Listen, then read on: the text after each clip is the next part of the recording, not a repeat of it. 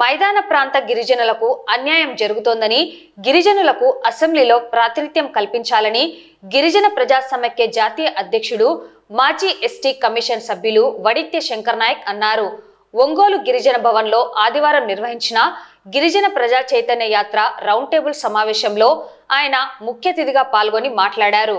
రాష్ట్రంలోని మైదాన ప్రాంత గిరిజనులకు రాజకీయ రిజర్వేషన్ కల్పించి గిరిజన హక్కుల పరిరక్షణకై కేంద్ర, రాష్ట్ర ప్రభుత్వాలు కృషి చేయాలని అన్నారు.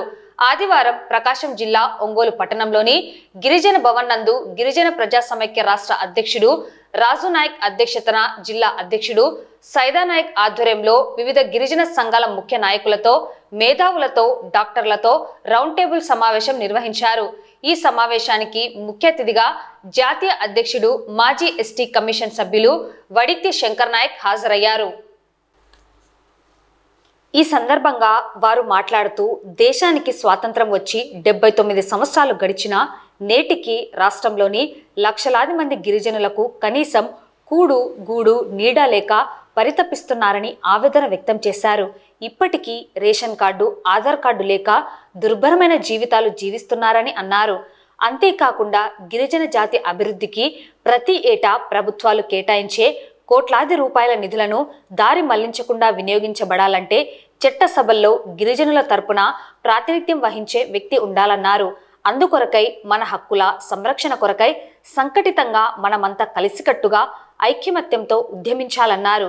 ఎస్టీలో ప్రధానంగా సుగాలి, చెంచు, ఎరుకల, యానాది, నక్కల ఇలా అనేక జాతులు ఉన్నారన్నారు. వీరందరికీ సరైన సమాన ప్రాతినిధ్యం లేదన్నారు. రాష్ట్రంలోని గిరిజనులకు రాజకీయంగా మన్యం ప్రాంతాలకు పరిమితం చేయటం వలన మైదాన ప్రాంత గిరిజనులకు గత 58 సంవత్సరాలుగా జరగవలసిన అన్యాయం భారీగా జరిగిపోయిందన్నారు. ఇకనైనా మేలుకొని మన హక్కులను కాపాడుకునేందుకు కృషి చేయాలన్నారు. ఇతర కులాలను ఎస్టీ జాబితాలోకి చేర్చే అంశాన్ని తీసుకువస్తే గిరిజన జాతి ఏకమై సంఘటితంగా ఉద్యమాలు చేపట్టి ప్రభుత్వాలపై తిరుగుబాటు చేయాల్సి వస్తుందన్నారు.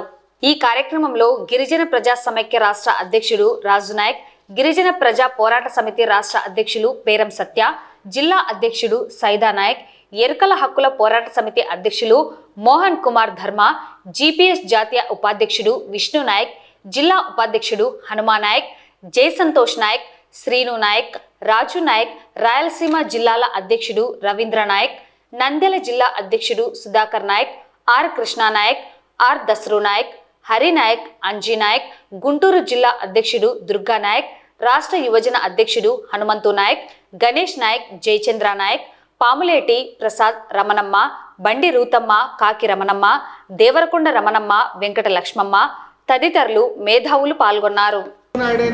లేకపోతే ఉప ముఖ్యమంత్రిగా ఉన్నటువంటి పవన్ కళ్యాణ్ గారైనా, లేకపోతే ఆ ప్రభుత్వంలో ఉన్నటువంటి ఏ కూటమి ఏ పార్టీ అయినా సరే ఇవాళ గిరిజనులకు ఇవ్వాల్సినటువంటి స్థానం, వారికి ఇవ్వాల్సినటువంటి సంక్షేమం, వారికి ఖర్చు పెట్టాల్సినటువంటి నిధులు ఖర్చు పెట్టకపోతే, మాకు రాజకీయంగా న్యాయం చేయకపోతే ఆ పార్టీలకు వచ్చేటువంటి ఎన్నికల్లో తప్పనిసరిగా తగిన రీతిలో తగిన సమయంలో బుద్ధి చెప్పడానికి బాబాసాహెబ్ ఇచ్చినటువంటి, అంబేద్కర్ గారు ఇచ్చినటువంటి ఓటు అనేటువంటి ఆయుధం ద్వారా మేమందరం కూడా సిద్ధమవుతామని కూడా మీ ద్వారా నేను తెలియజేస్తా ఉన్నాను.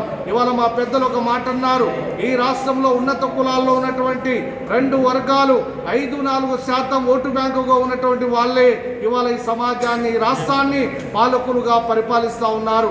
కానీ ఈ రాష్ట్రంలో దాదాపుగా 10% ఉన్నటువంటి గిరిజనులకి జరగాల్సినటువంటి న్యాయం జరగడం లేదని ఇవాళ మా ప్రజలుగా ఇవాళ మేమందరం కూడా మా యొక్క ఆందోళనని, బాధలని ఇవాళ వ్యక్తపరుస్తూ ఉన్నాం. కాబట్టి ఇకనైనా రాజకీయ పార్టీల్లో గిరిజనుల పట్ల సానుభూతి రావాలి, గిరిజనులని రాజకీయంగా సముచిత స్థానం కల్పించాలి.